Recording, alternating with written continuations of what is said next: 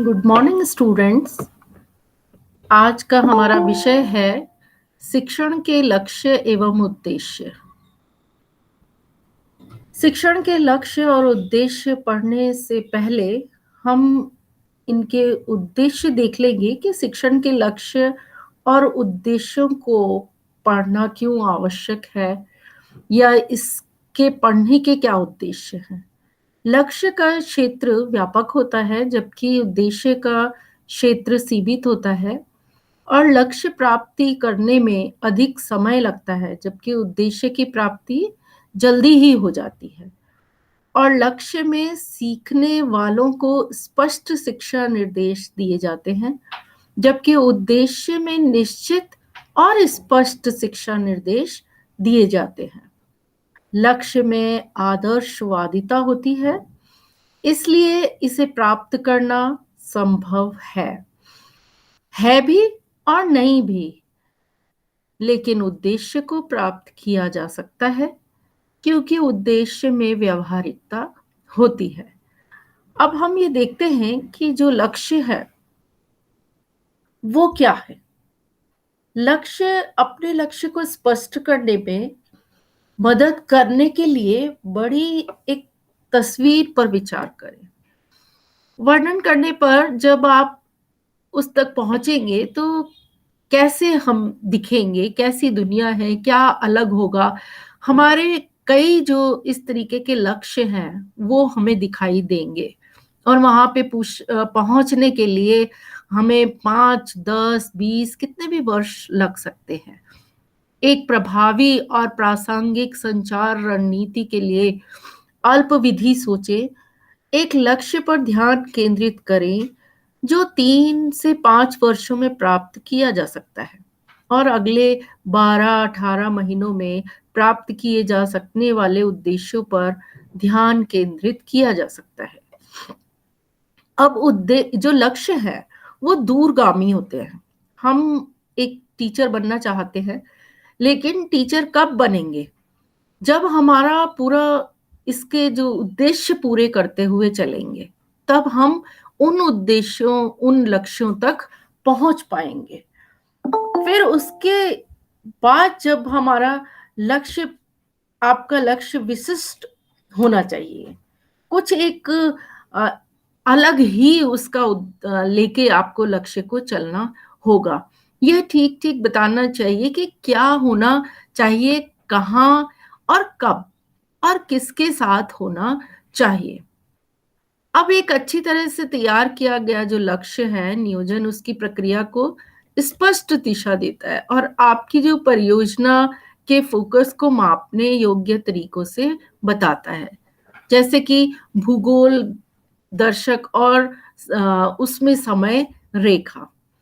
अब इसमें दूसरे शब्दों में हम ये कह सकते हैं कि यह एक स्मार्ट यानी विशिष्ट औसत दर्जे का प्राप्त करने योग्य, यथार्थवादी और समयबद्ध है। यह एक स्मार्ट लक्ष्य लिखने के लिए कुछ प्रयास करने की संभावना में होता है।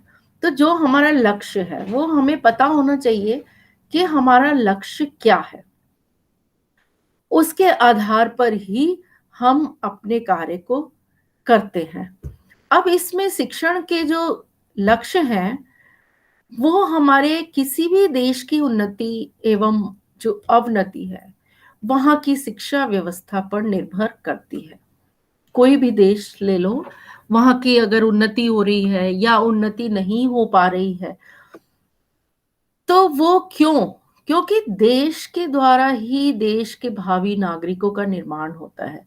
अगर हम देखें तो हमारे देश में जिस प्रकार के नागरिकों का निर्माण हो रहा है और उन नागरिकों के कंधे पर देश का पूरा भार होता है। अगर वहां के नागरिक देश का निर्माण करते हैं तो सभी अपनी परिस्थितियों एवं आवश्यकता अनुसार नागरिकों का निर्माण करते हैं।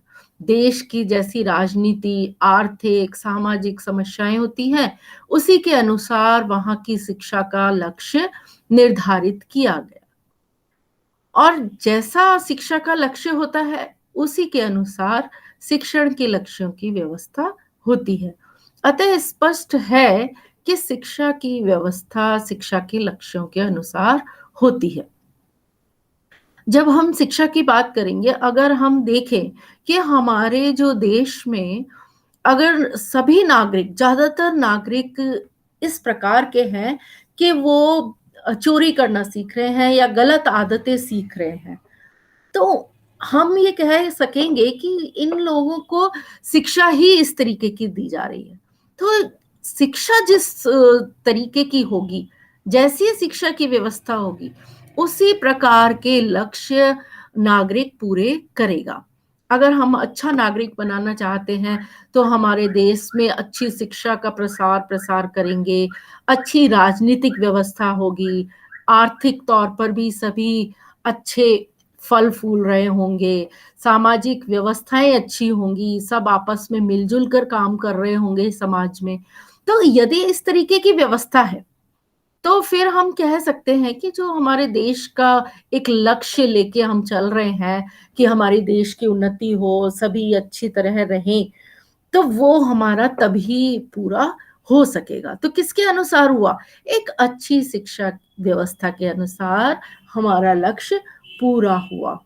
अब हम ये कुछ स्टेप्स हैं, शिक्षण के उद्देश्य, फिर शिक्षण के लक्ष्यों की व्यवस्था और समाज राष्ट्र की जो आवश्यकताएँ और समस्याएँ हैं, वो हमारी आ जाती हैं और फिर व्यक्ति की आवश्यकता और समस्या आ जाती है। शिक्षण के उद्देश्य क्यों नियोजित होनी चाहिए, यह इस रेखा चित्र से स्पष्ट हो जाता है। क्योंकि यदि हम कुछ उद्देश्यों को लेकर चलें, तो फिर हमारा जो लक्ष्य है, उस तक हम पहुँच सकेंगे। हमारे लक्ष्य की पूरी व्यवस्था हो जाएगी और अगर हम पूरे लक्ष्य पूरे कर सकेंगे, तो समाज, राष्ट्र इन सब की भी जितनी भी आवश्यकताएँ हैं, समस्याएँ हैं, वो भी हमारे पूरी हो सकेंगी और अच्छे ढंग से पूरी कर सकेंगे। और लास्ट में जब हम पूरे समाज की ही आवश्यकता पूरी कर रहे हैं, तो फिर व्यक्ति की आवश्यकता भी धीरे-धीरे पूरी हो जाएँगी, व्यक्ति की समस्याएँ भी पूरी हो सकेंगी। तो इस तरीके से जो शिक्षण के उद्देश्य हैं, वो नियोजित होने चाहिए। अगर हमारे शिक्षण के उद्देश्य नियोजित हैं, क्रमबद्ध रूप से हैं, तो वहाँ कहीं न कहीं हमारी जो लक्ष्य है, वो हम उनको पूरा कर पाएँगे। अब इन लक्ष्यों के बाद अब हम चलते हैं कि शिक्षण के उद्देश्य निर्धारण करने की आवश्यकता। किस तरीके से इनके निर्धारण करते हैं और इसकी आवश्यकता हमें क्यों है? जब हम कोई छोटा-सा भी कार्य करते हैं, तो पहले उसकी योजना बनाते हैं। यह योजना लक्ष्य को सामने रखकर बनाई जाती है। जब तक हम लक्ष्य सामने नहीं होता, तब तक योजना सफल नहीं होती और योजना के अभाव में कार्य संपादित हो पाना बहुत कठिन है। अतः जिस प्रकार किसी कार्य को करने से पहले उसका लक्ष्य निर्धारित किया जाता है, वैसे ही शिक्षण से पूर्व इसका लक्ष्य निर्धारित करना आवश्यक है। अब हम जब शिक्षण का लक्ष्य हम अपना लक्ष्य निर्धारित कर लेंगे कि हमें एक बहुत अच्छा शिक्षक बनना है। अब हमने निर्धारित तो कर लिया कि हमें एक बहुत अच्छा शिक्षक बनना है, ये हमारा लक्ष्य है, हम ये लेकर चल रहे हैं। लेकिन उनके उसके बाद हमें छोटे-छोटे उद्देश्य बनाने होंगे कि किन उद्देश्यों को पूरा करने के बाद, किन उद्देश्यों का निर्धारण करने के बाद हम उन लक्ष्य तक पहुँच सकेंगे। तो हम हमारे सामने हम क्या रखेंगे? अपने लक्ष्य को रखेंगे और लक्ष्य सामने होने के बाद हम एक योजना तैयार करेंगे। लेकिन हमारी योजना तभी सफल हो सकेगी जब हम उसे एक क्रमबद्ध रूप में और एक सही तरीके से उसे सही ढंग से तैयार होगी। तो सबसे पहले हम कोई भी काम करना शुरू करते हैं, तो हम उद्देश्यों का निर्धारण करते हैं। चाहे हम किसी भी तरीके का छोटा कार्य करें, बड़ा कार्य करें, हमें सबसे पहले उसकी योजना बनानी होती है। हमें उसके उद्देश्य बनाने होते हैं कि हम जो कार्य करेंगे, उनसे हमारे कौन-कौन से उद्देश्य हैं, जो पूरे हो सकेंगे। तो इसी तरीके से जो शिक्षण के उद्देश्य हैं, उनका निर्धारण करना आवश्यक होता है। अब इसमें शिक्षण के उद्देश्यों के निर्धारण की जो आवश्यकता है, वो हमारी इस तरीके से पूरी होती है कि शिक्षण कार्य प्रारंभ करने से पूर्व, हम शिक्षण कार्य प्रारंभ करने से पहले उसके लिए एक कोई निश्चित स्थान, साधन, सहायक सामग्री आदि की व्यवस्था होनी चाहिए। यदि हम अपना एक उद्देश्य निर्धारित कर लें कि हमें जो हमारे छात्र हैं, उन्हें बहुत अच्छी शिक्षा देनी है जिससे कि वो अच्छे शिक्षक बन सकें। तो हम उसके लिए क्या करेंगे? प्रारंभ में क्या करेंगे? शिक्षण कार्य जब हम आरंभ करने जा रहे हैं, तो उसके लिए एक निश्चित स्थान की व्यवस्था करेंगे कि हम इन छात्रों को किस स्थान पर इस तरीके की शिक्षा दें।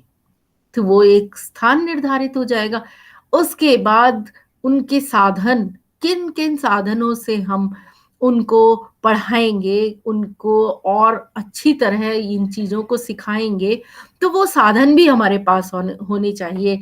चॉक है, डस्टर है या हमारा ब्लैक बोर्ड है, इस तरीके की चीज़ें हमारे पास होनी चाहिए। उसके बाद सहायक सामग्री। अब सहायक सामग्री, हम उस शिक्षण कार्य से संबंधित हमारी सहायक सामग्री भी प्रयोग में लाएँगे। अगर इन सहायक सामग्रियों की व्यवस्था नहीं कर पाए, तो फिर हमारा जो ज्ञान है, जो हम बच्चों को देना चाहते हैं, वो पूर्ण रूप से नहीं दे पाएँगे। हम सहायक सामग्रियों के द्वारा ही एक स्थायी ज्ञान और अच्छा ज्ञान छात्रों को दे सकते हैं। यह एक संपूर्ण व्यवस्था विशिष्ट व सामान्य उद्देश्यों की पूर्ति हेतु होती है।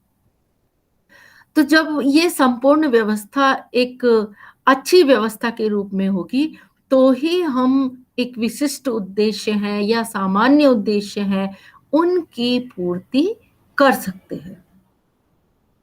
यदि उद्देश्य स्पष्ट नहीं है, तो शिक्षण की योजना सफल एवं उत्तम नहीं हो सकती। हम इसमें ये भी देखेंगे कि हमारे जो उद्देश्य लेकर हम चले हैं, वो स्पष्ट होने चाहिए। किस तरीके से हम बालक के व्यवहार में परिवर्तन ला रहे हैं। जो भी हमारा विषय है, उससे संबंधित हमारे उद्देश्य होने चाहिए और वो एकदम स्पष्ट रूप में सबके सामने आने चाहिए कि ये हमारे उद्देश्य हैं और इनको पूरा करने के बाद हम अपने लक्ष्य तक पहुँच सकेंगे। कोई भी देश हो या समाज हो, अपनी शिक्षा के प्रशासनिक सफलता के विकास में सोचता है।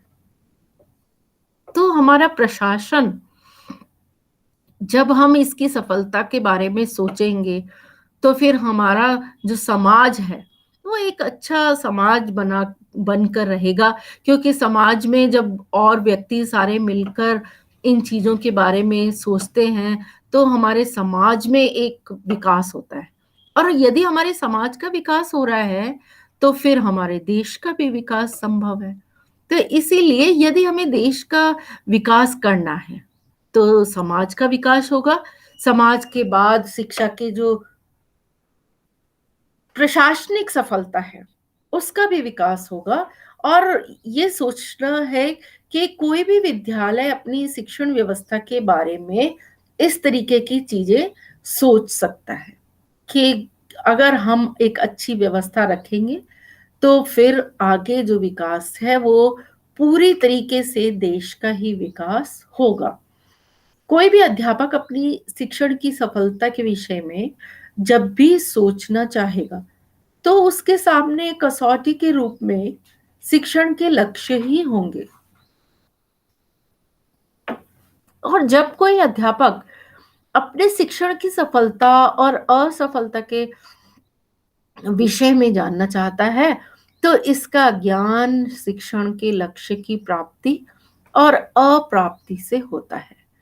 अब हम ये देख सकते हैं कि अगर हमारे काम में सफलता हासिल हो रही है, तो ये पूरी तरीके से सही हो जाता है, ये पूरी तरीके से हमारे सामने आ जाता है कि फिर हमारे जो लक्ष्य और हमारे जो उद्देश्य हमने बनाए थे, वो एकदम सही थे।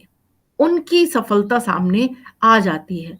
और यदि हम अपने काम में फेल हो गए, हम जो करना चाहते थे वो नहीं कर पाए, तो इसका मतलब जो हमारे उद्देश्य थे वो क्लियर नहीं थे, हमारा जो ज्ञान था शिक्षण का वो पूरी तरह से हमारे हम तक नहीं पहुंच पा रहा है। उसके बाद हम शिक्षण के विभिन्न उद्देश्यों को देखेंगे। शिक्षा के उद्देश्यों से ही शिक्षण के उद्देश्यों का निर्माण होता है। जिस प्रकार शिक्षा के उद्देश्य परिवर्तनशील हैं, वैसे ही शिक्षण के भी उद्देश्य परिवर्तनशील होते हैं। अब शिक्षण के जो उद्देश्य हैं वो भी परिवर्तनशील हैं। हमें हो सकता है कि हम धीरे धीरे करके उन उद्देश्यों तक पहुंच सके और उनमें परिवर्तन कर सके। तो इस तरीके से यदि हमारी शिक्षा व्यवस्था में कोई परिवर्तन आ रहा है, तो हम अपने उद्देश्यों में भी परिवर्तन ले आते हैं। अगर हम पहले परंपरागत रूप से शिक्षा ग्रहण कर रहे थे, लेकिन अब धीरे धीरे जैसे जैसे समाज में परिवर्तन आ रहा है, तो उसी प्रकार से हम उद्देश्यों में भी परिवर्तन लाते हैं, क्योंकि आगे का जो हमारा सारा वर्तमान जो है वो उससे प्रभावित नहीं होना चाहिए। अब शिक्षण के जो उद्देश्य हैं उनके विषय में काफी विद्वानों के मतभेद हैं, क्योंकि सभी विद्वानों के दार्शनिक जो दृष्टिकोण हैं वो विभिन्न विभिन्न प्रकार के होते हैं, अलग अलग होते हैं। अब इसमें जो आदर्शवादी जो विचारधारा वाले दार्शनिक हैं, उनके मत के अनुसार हम ये देखते हैं कि उद्देश्य आत्म अनुभूति अर्थात मोक्ष की प्राप्ति करने से मानते हैं। उनका कहना है सा विद्या या विमुक्ति, अर्थात विद्या वह है जो मुक्ति प्रदान कराती है। तो इससे हमें कहीं ना कहीं ये लग रहा है, आदर्शवादी ये मानते हैं कि शिक्षा ग्रहण करने का मतलब है हमें मुक्ति मिल रही है, मुक्ति प्राप्त कर रहे हैं, मोक्ष की प्राप्ति होगी। अगर हम अच्छी विद्या अर्जन करेंगे, अच्छी विद्या हमारे पास होगी, तो हमें मुक्ति मिल जाएगी, हमें मुक्ति की प्राप्ति होगी। आत्मा अनुभूति का ये उद्देश्य है। हम अपने ये जो आत्म अनुभूति है वो अपने आप रियलाइज करने वाली है, सेल्फ अनुभूति करने वाली है। तो इसलिए हम ये सोचते हैं कि मोक्ष की प्राप्ति करना ही हमारा उद्देश्य है। अंतिम उद्देश्य मानव मानता है कि उसका उद्देश्य है कि मुझे मुक्ति मिल जाए, लेकिन वो कैसे मिलेगी? अच्छी विद्या से वो मुक्ति मिल सकती है, अगर हम सकारात्मक अपने अंदर विद्या का अर्जन करें। फिर जो हर्बर्ट और जॉन लॉक हैं, हर्बर्ट और जॉन लॉक ने शिक्षा का उद्देश्य बालक का नैतिक एवं चारित्रिक विकास करना ही स्वीकार किया है।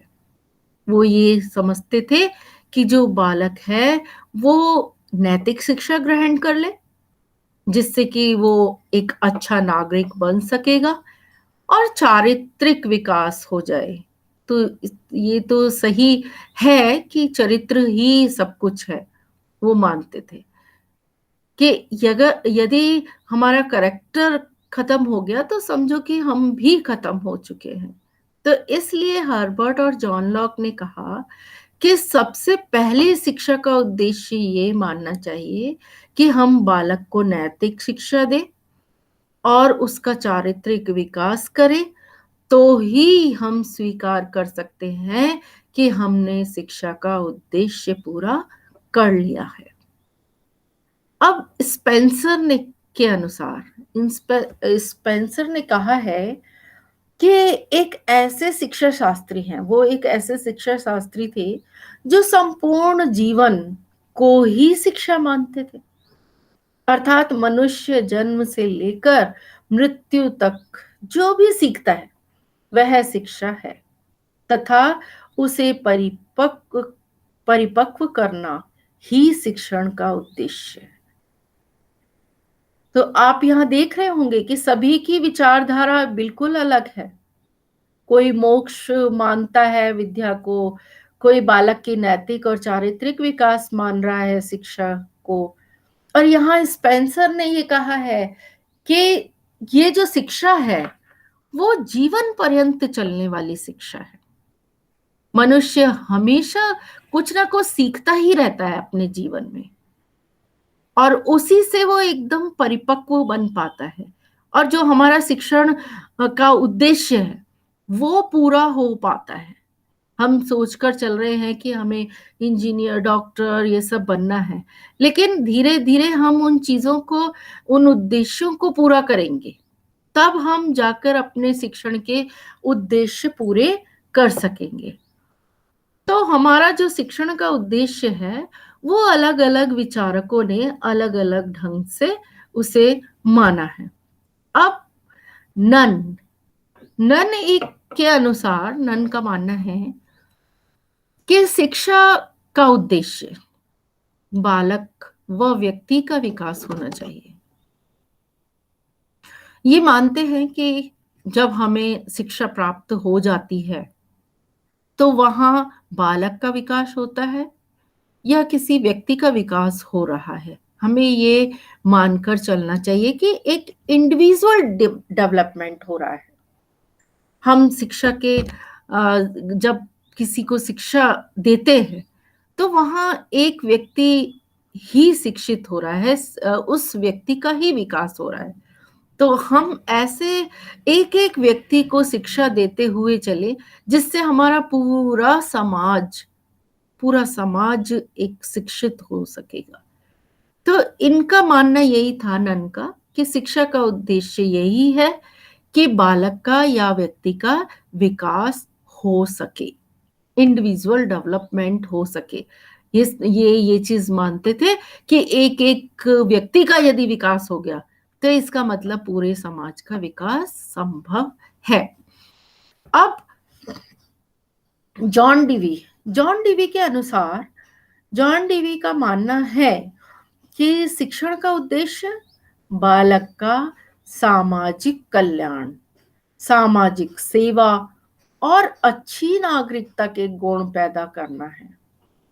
अब जॉन डीवी वो समाज से संबंधित थे और उन्होंने यही उद्देश्य देखा शिक्षण का कि बालक का सामाजिक कल्याण हो, बालक सामाजिक सेवा कर सके और अच्छा नागरिक, ताकि उसमें गुण पैदा हो सके। हम जब शिक्षा ग्रहण करते हैं तो केवल हमारे यही उद्देश्य होने चाहिए कि हम शिक्षा क्यों ग्रहण कर रहे हैं। हम यही उद्देश्य लेके चलें कि हमारे समाज का कल्याण होगा, हमारी जो सामाजिक सेवा है वो हम कर सकेंगे। कोई भी समाज में किसी व्यक्ति को समस्या है, हम उसको पूरा करेंगे, हम उसको सुधारेंगे और अच्छी नागरिकता के गुण भी हम अपने अंदर लाएंगे। किसी की हेल्प करनी है, उस किसी की मदद करनी है तो हम वो भी कर सके। तो इसका मतलब हम एक अच्छे नागरिक बन रहे हैं उस शिक्षा के दौरान, उस शिक्षा के द्वारा, और हमारा जो शिक्षण का उद्देश्य है वो भी हम पूरा कर रहे हैं। तो इस तरीके से जितने भी शिक्षा शास्त्री हैं उन्होंने अपनी शिक्षण के उद्देश्यों के दौरान ये अलग ही अपनी अपनी राय दी है। अब शिक्षण के उद्देश्यों के प्रकार हैं। शिक्षण उद्देश्यों के प्रकार कक्षा शिक्षण के आधार पर, शिक्षण उद्देश्य कक्षा शिक्षण के आधार पर शिक्षण उद्देश्यों को दो भागों में बांटा जा सकता है। एक तो सामान्य उद्देश्य है और एक विशिष्ट उद्देश्य है। अब इसमें जब हम सामान्य और विशिष्ट उद्देश्यों को लेते हैं, तो सबसे पहले हम सामान्य उद्देश्यों की बात करेंगे। शिक्षण के जो सामान्य उद्देश्य हैं, वो सामान्य उद्देश्य का अभिप्राय शिक्षक के द्वारा बालक में शिक्षा प्रक्रिया अर्थात शिक्षा काल में धीरे धीरे उन गुणों का विकास किया जा सकता है जिससे उसमें उपर्युक्त सामाजिक एवं नागरिकता का विकास हो सके। ये उद्देश्य निम्न है। बालक को उसके जीवन से संबंधित उपयोगी ज्ञान प्रदान करना। शिक्षण का उद्देश्य बालकों के सीखने के लिए प्रेरित करना, क्योंकि छात्रों के प्रेरित न होने पर शिक्षण अधिगम उपयुक्त नहीं होगा। और बालक की मानसिक शक्तियों का विकास करना। ये एक सामान्य सा उद्देश्य लेकर चल रहे हैं हम, एक जनरल एम है कि बालक जो है वो अपने जीवन से संबंधी उपयोगी जो ज्ञान है वो प्राप्त करता है। जब भी वो शिक्षा ग्रहण कर रहा है तो हम ये मानते हैं कि वो इस काल में, शिक्षा ग्रहण करने वाले काल में, वो कुछ संबंधी जो उपयोगी ज्ञान है वो प्राप्त कर रहा है। हमारे जीवन से संबंधी जो ज्ञान है वो प्राप्त कर रहा है। अब शिक्षण का उद्देश्य बालकों को सीखने के लिए प्रेरित करना, क्योंकि छात्रों के प्रेरित न होने पर शिक्षण अधिगम उपयुक्त नहीं होगा। तो हमें समय समय पर छात्रों को प्रेरित करते हुए चलना चाहिए। अब अगला है बालक की मानसिक शक्तियों का विकास। जितनी भी बालक में मानसिक शक्तियां होती हैं उनका भी विकास होना चाहिए। शिक्षण का हमारा ये उद्देश्य होता है। अब अगला हमारे पास शिक्षण का उद्देश्य है कि बालकों में अपनाई जाने वाली पाश्विक प्रवृत्तियों में सुधार करना तथा मानवीय गुणों का विकास करना। सबसे पहली जो शिक्षा की हम सीढ़ी देखते हैं वो यही हमें देखने में आती है कि बालक में पशु प्रवृत्ति भी पाई जाती है। कभी कभी वो पशुओं के द्वारा की तरह भी व्यवहार करता है, चाहे वो मानव हो चाहे कोई बालक हो, तो वो मानव ही है। अब मानव में इस प्रकार के गुण देखे जाते हैं। कभी कभी वो ऐसा व्यवहार करता हुआ दिख जाता है तो हमें कहना ही पड़ता है कि कैसे जानवरों की तरह व्यवहार कर रहा है। इसका मतलब मानव में दोनों प्रकार की प्रवृत्ति है, उसमें पाश्विक प्रवृत्ति भी है और उसके गुण भी हैं। दोनों प्रकारों के गुणों को वो समाहित करके रखता है। तो जो उसकी पाश्विक प्रवृत्तियां हैं, यदि वो शिक्षा प्राप्त कर रहा है तो धीरे धीरे उनमें सुधार आना ही चाहिए। तभी वो इस तरीके की जो प्रवृत्ति है उसको मिटा सकता है या भुला सकता है या परिवर्तित कर सकता है। तो इस शिक्षा में ये उद्देश्य भी पूरा हो जाता है। अब बालकों में क्रियाशीलता का विकास करना तथा उन्हें क्रिया करने का अवसर प्रदान करना, ये भी एक महत्वपूर्ण विषय है कि बालक में क्रियाशीलता का विकास करना। वैसे तो बालक बहुत ज्यादा क्रियाशील होते हैं, कुछ भी करने के लिए तत्पर रहता है बालक, लेकिन जब हम शिक्षा के माध्यम से बात करेंगे तो फिर उसमें जो क्रियाशीलता है, जो भी उसे बताया जा रहा है, जो भी ज्ञान प्राप्त किया जा रहा है, उसमें वो क्रियाशील रहे तो फिर वो एक शैक्षिक अवसर उसे प्राप्त हो सकता है। अब बालकों में संवेदनशीलता का विकास करना। बालक जब बड़ा होता है धीरे धीरे तो उसका जो संवेदनशीलता है वो कहीं खत्म होने लग जाती है, उसमें ज्यादा संवेदनशीलता फिर नहीं रह जाती। लेकिन हमें उसका संवेदनशील रहना हमेशा ही चाहिए। तो हम अपनी शिक्षा के अनुसार उसको भी संवेदनशील बनाए रखे। तो इस तरीके से बालक पे संवेदनशीलता का विकास हो सकता है। फिर बालकों को प्राप्त जो सैद्धांतिक ज्ञान है, उसमें व्यवहारिक रूप में प्रयोग करने के लिए प्रेरित करना। बालक का जो सैद्धांतिक है और व्यवहारिक है, दोनों ही रूप से उसे शिक्षा प्राप्त करने में मदद मिल सकती है। अब बालकों में वातावरण के प्रति समायोजन। अब हम जब धीरे धीरे बड़े होते हैं, बालक जब बड़ा होता है, तो उसमें वातावरण के प्रति भी समायोजन की क्षमता पैदा हो जाती है। हम जब छोटे हैं तो हम अपनी चीजों को किसी को देना नहीं चाहते। हम बालक ये सोचता है कि मेरा कोई भी खिलौना है वो दूसरा ना ले ले, तो वो समायोजन नहीं करना चाहता, एडजस्टमेंट करना ही नहीं चाहता। लेकिन धीरे धीरे जब वो थोड़ा पढ़ लिख जाता है, शिक्षा ग्रहण कर लेता है, फिर उसमें ये प्रवृत्ति अपने आप ही आने लग जाती है कि हम दूसरों से इस तरीके का व्यवहार करें कि हमें भी फिर उसका व्यवहार उसी तरीके से मिले। तो इसमें जितने भी वातावरण के प्रति समायोजन है, वो विद्यार्थी करना शुरू कर देता है। फिर है बालकों में आत्मविश्वास तथा आत्म अनुभूति के करने के योग्य बनना। अब बालक जो है, उसमें आत्मविश्वास तथा आत्म अनुभूति किस प्रकार जागृत होगी? जब हम उस तरीके का बालक को बनाएंगे, उस तरीके की शिक्षा बालक को देंगे, तो उसमें आत्मविश्वास जागृत होगा तथा आत्म अनुभूति भी वो महसूस कर सकेगा। अब नेक्स्ट आपका टॉपिक है बालकों में सृजनात्मक क्षमता का विकास करना तथा सृजनात्मक कार्य के लिए प्रेरित करना।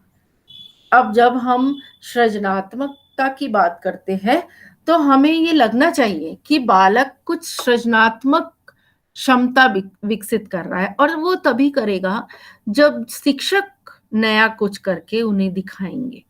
फिर उनमें भी सृजनात्मकता की जो क्षमता है, उसका विकास हो सकेगा। सृजनात्मक कार्य के लिए उन्हें प्रेरित भी करना होगा। अब नेक्स्ट जो पॉइंट है, बालकों का मार्ग प्रकटीकरण करना तथा उपर्युक्त एवं उपयोगी राह अनुकरण करने की क्षमता का विकास करना। बालकों में जो मार्ग का प्रकटीकरण करना है कि किस तरीके का मार्ग उन्हें अपनाना चाहिए, उपयुक्त एवं उपयोगी राह, कि जो भाई आपके लिए उपयुक्त है, विद्यार्थियों के लिए जो उपयुक्त है, वही मार्ग वो चुने। और उपयोगी जो रहेगा, जो उनके लिए उपयोगी रहेगा, सही मार्ग होगा, वही वो चुने, जिसके कारण से क्षमता का विकास करना। और उनसे फिर उनको अपने आप ही लगने लगेगा कि हमारे अंदर भी ये इस प्रकार की अनुभूति आ रही है। अब बालकों में आत्मविश्वास, आत्म अभिव्यक्ति का विकास करना, जिससे वे अपने अनुभव एवं विचार को दूसरे के समक्ष प्रस्तुत करने में समर्थ हों। अब बालकों में आत्मविश्वास की अनुभूति, अभिव्यक्ति का विकास करना। ये अभिव्यक्ति एक ऐसी अभिव्यक्ति है कि आत्म अभिव्यक्ति है। व्यक्ति अपने अंदर से ही अभिव्यक्त कर रहा है, नई नई चीजों को अंदर से निकाल रहा है, उसके बाद उन विचारों को दूसरे तक पहुंचा सकेगा। अब छात्रों की क्रियात्मक पहलू का विकास करना।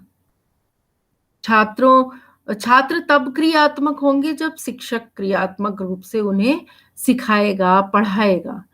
जब शिक्षक क्रियात्मक रूप से आगे नहीं आता है, तो कहीं ना कहीं हमारा जो छात्र है, वो भी क्रियाशील बनकर आगे नहीं सीख सकता है।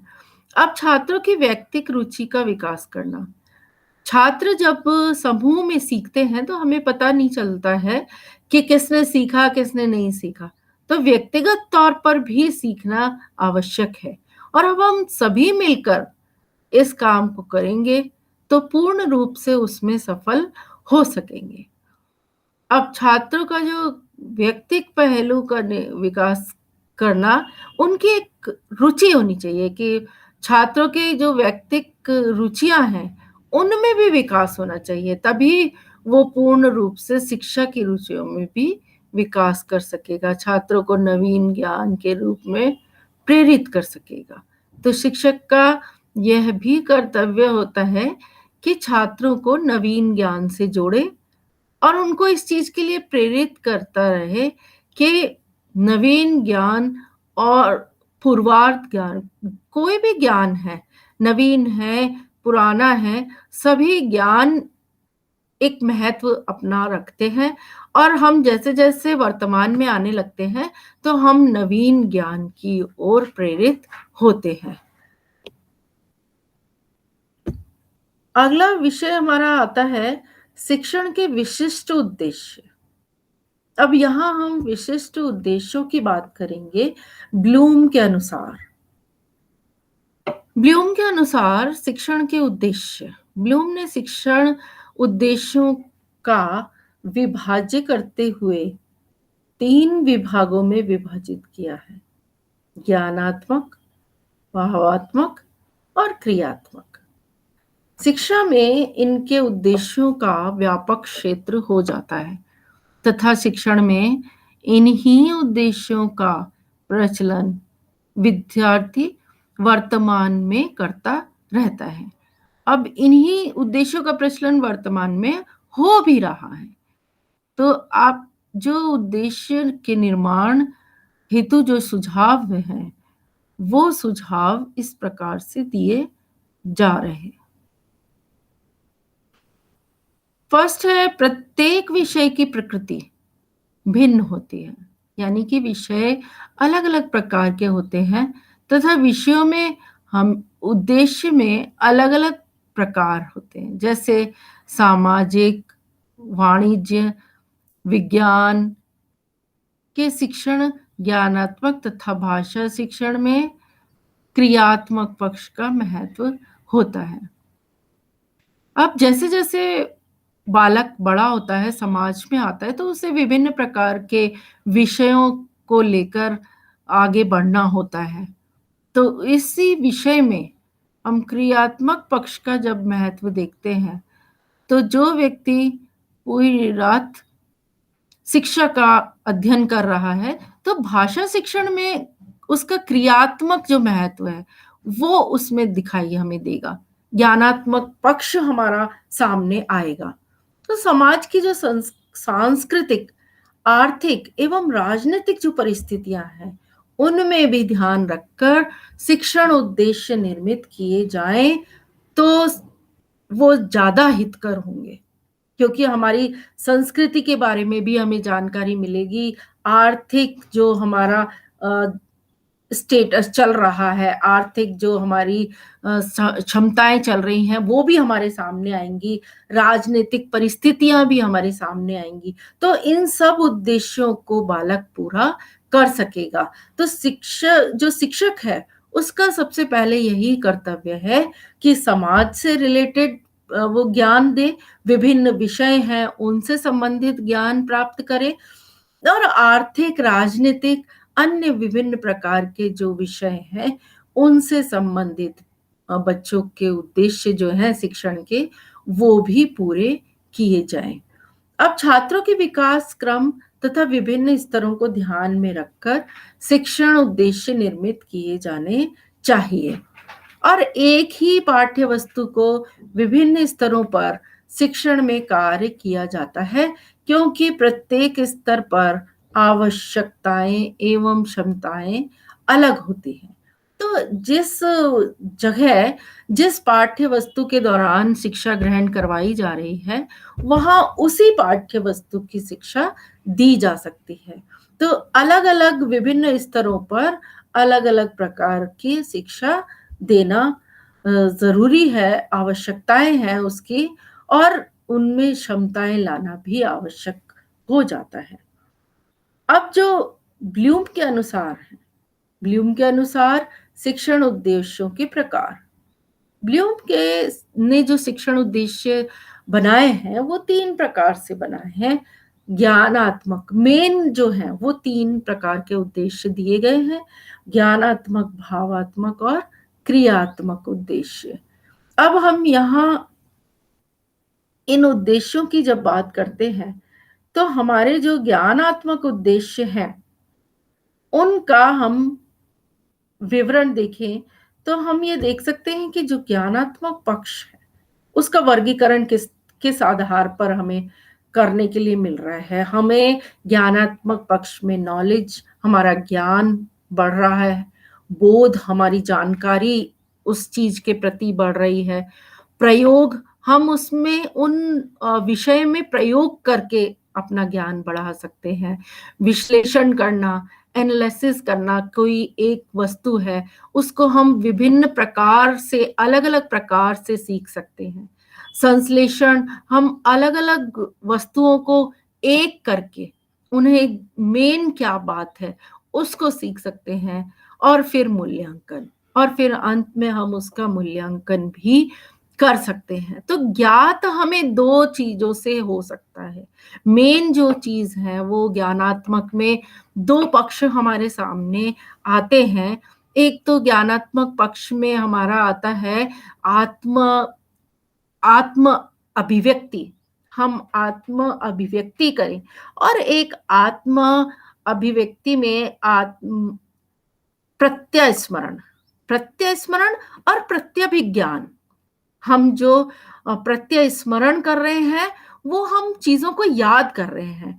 हम ज्ञान के साथ-साथ उन चीज़ों को भी याद करते जा रहे हैं जो हमने पहले उस ज्ञान को प्राप्त किया, वो हमें तुरंत ज्ञान याद आ जाता है, तो हमारा स्मरण हो आता है कि ये चीज़ें हमने पहले भी कहीं सुनी है। तो हमारा ज्ञान 2 प्रकार से हमें दिखाई देने लग जाता है, हमारे सामने आता है।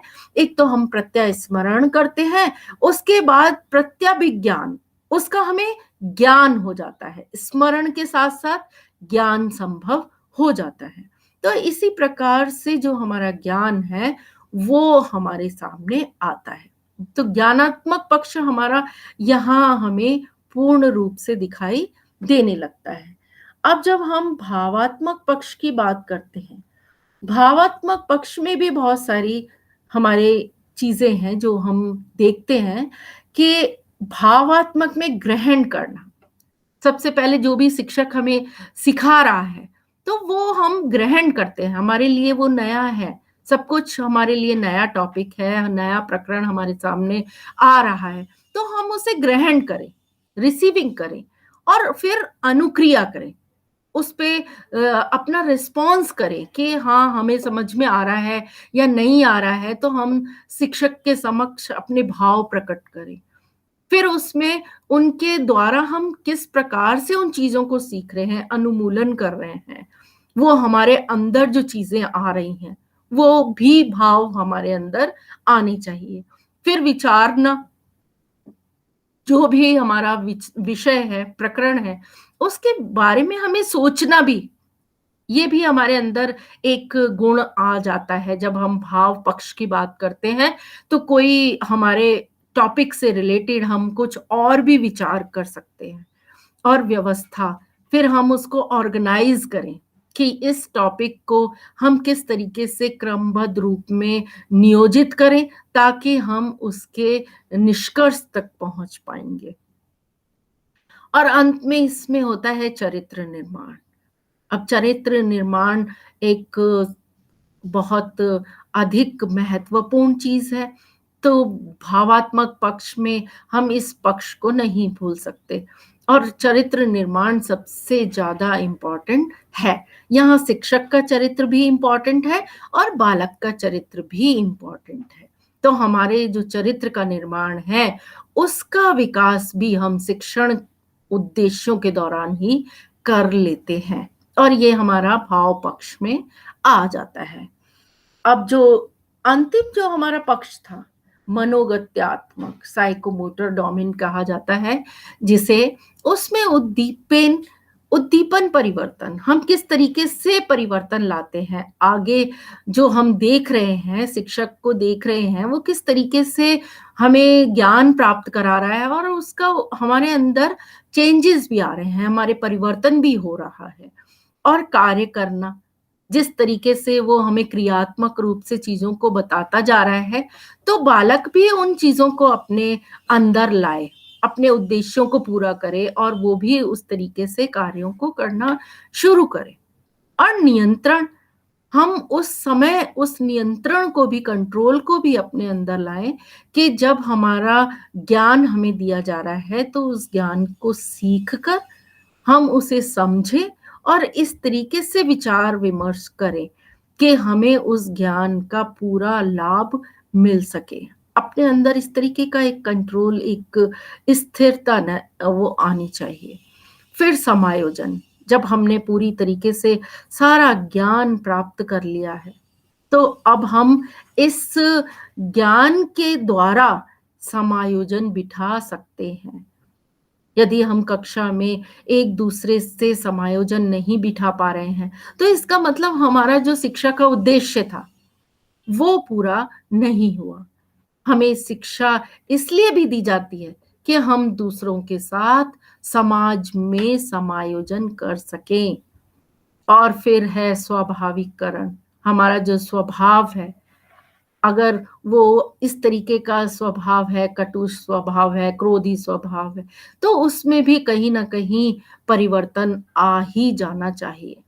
तो शिक्षा के माध्यम से ये उद्देश्य भी हमारे पूरे हो जाते हैं। आदत डालना, एक हैबिट बना लेना, एक हैबिट को, आदत को इस तरीके से डाल लेना कि हमें कौन-सा कार्य किस समय पर करना है और जो हम पढ़ रहे हैं, उसे बार-बार रिवाइज़ करें, बार-बार दोहराएँ, तो फिर वो हमारी समझ में आराम से आ जाएगा। तो इसी तरीके से बहुत सारे उद्देश्य हमारे सामने हैं, जिन्हें हम पूरा कर सकते हैं और शिक्षक उन उद्देश्यों को पूरा करवाने के लिए तैयार है और यहाँ जो शिक्षार्थी हैं, विद्यार्थी हैं, वो उन उद्देश्यों को पूरा करने के लिए तत्पर रहेंगे। तो इसी के आधार पर आज हमने शिक्षण के लक्ष्य एवं उद्देश्यों को देखा और पढ़ा। अब अंत में इस विषय से संबंधित हमारे पास बहुत महत्वपूर्ण लिंक हैं, जिनको हम देखकर, जिन पर हम अपना अध्ययन कर सकते हैं, इस विषय से संबंधित और भी ज्ञान अर्जित कर सकते हैं। अब हम पै बहुत सारे वस्तुनिष्ठ प्रश्नों को देखेंगे पाठ के अंत में। तो इसमें पहला जो प्रश्न है, वो है भाषा शिक्षण अधिगम सामग्री के प्रयोग का क्या लक्ष्य है? अवधान को आकृष्ट करना, शिक्षक के ज्ञान में स्पष्टता लाना, बालक का अनुभव विस्तार करना, महत्वपूर्ण प्रत्यय एवं विषयों में स्पष्टता लाना। क्या उत्तर होगा इसका? इसका उत्तर है महत्वपूर्ण प्रत्यय एवं विषयों में स्पष्टता लाना। दूसरा प्रश्न हमारे सामने है, भाषा वह साधन है जिसके द्वारा हम व्यक्त करते हैं।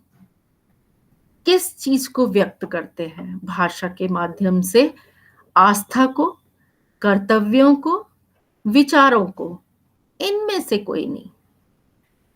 इसका उत्तर है विचारों को।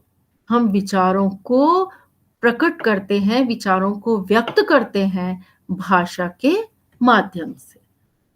अब हमारा अगला प्रश्न है, निम्न में बच्चों की भाषा संबंधी गलतियां नहीं हैं। पाठ्य वस्तु को ग्रहण करने में, शुद्ध उच्चारण संबंधी, वर्तनी संबंधी, वाक्य संरचना संबंधी।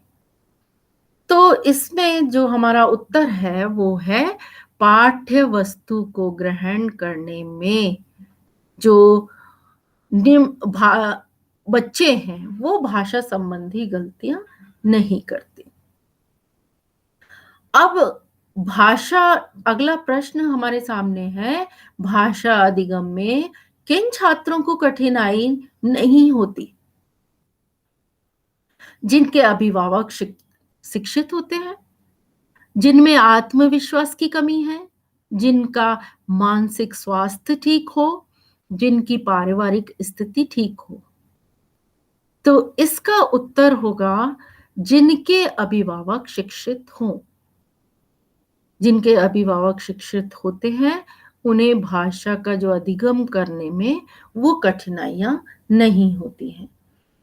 अगला प्रश्न हमारे सामने भाषा की परिपक्वता से तात्पर्य है व्याकरण के नियमों की जानकारी होना, भाषा का अधिकाधिक प्रयोग करना, भाषा के अवयवों और स्वरूप पर नियंत्रण होना, विविध भाषा की जानकारी होना। अब यहाँ इस प्रश्न का उत्तर है व्याकरण के नियमों की जानकारी होना। जब हमें व्याकरण के नियमों की जानकारी होगी तो हम भाषा की परिपक्वता को ला सकेंगे। अगला प्रश्न भाषा शिक्षण के लिए कब और कैसे किस पद्धति का सहारा लेना चाहिए, इसकी जानकारी होती है अध्यापक को, विद्यालय को, छात्रों को, माता-पिता को। अब इस प्रश्न का सही उत्तर है अध्यापक को। अध्यापक को ही जानकारी होती है कि कब और कैसे किस पद्धति का सहारा लिया जाए। अगला प्रश्न है बच्चों का सक्रिय शब्दकोश किसे कहते हैं? जिन शब्दों का अर्थ बच्चे जानते हो, जिन शब्दों को बच्चे जानते हो, जिन शब्दों का प्रयोग बच्चे जानते हो, जिन शब्दों का अर्थ बच्चे जानते हो और प्रयोग करते हैं। इसका उत्तर होगा जिन शब्दों का अर्थ बच्चे जानते हो और प्रयोग करते हैं। अगला प्रश्न है हिंदी भाषा शिक्षण की चुनौतियों में सम्मिलित है स्तरीय पाठ्य पुस्तकों की समस्या, पाठ्यक्रम संबंधी समस्या, अच्छे अध्यापकों का अभाव या फिर सभी। इसका उत्तर है सभी। इन सभी ये सभी चुनौतियां भाषा शिक्षण में सम्मिलित होती हैं। अब अगला प्रश्न हमारी स्क्रीन पर नाटक का संबंध किस ज्ञानेंद्रियों से है? मुंह से, कान से, आंखों से, उपरोक्त सभी से। नाटक का संबंध इन सभी ज्ञानेंद्रियों से है, यानी उत्तर है उपयुक्त सभी से। अगला प्रश्न, आखिरी प्रश्न इस विषय से संबंधित कक्षा में प्रयोग की गई कोई भी सामग्री तभी शैक्षिक सामग्री कही जा सकती है जब वह अध्यापक की रुचि के अनुरूप हो, छात्रों के मनोरंजन में सहायक हो, कक्षा के किसी उद्देश्य तक पहुंचने में असफल हो या फिर वह सीखने सिखाने में उपयोगी साबित हो। इस प्रश्न का सही उत्तर है वह सीखने सिखाने में उपयोगी साबित हो। अब यही आज हमने इस विषय में पढ़ा शिक्षण के लक्ष्य एवं उद्देश्य। इस सभी के ज्ञान अर्जन के बाद अब हम अगला जो विषय है वो अगली कक्षा में देखेंगे। तब तक के लिए धन्यवाद।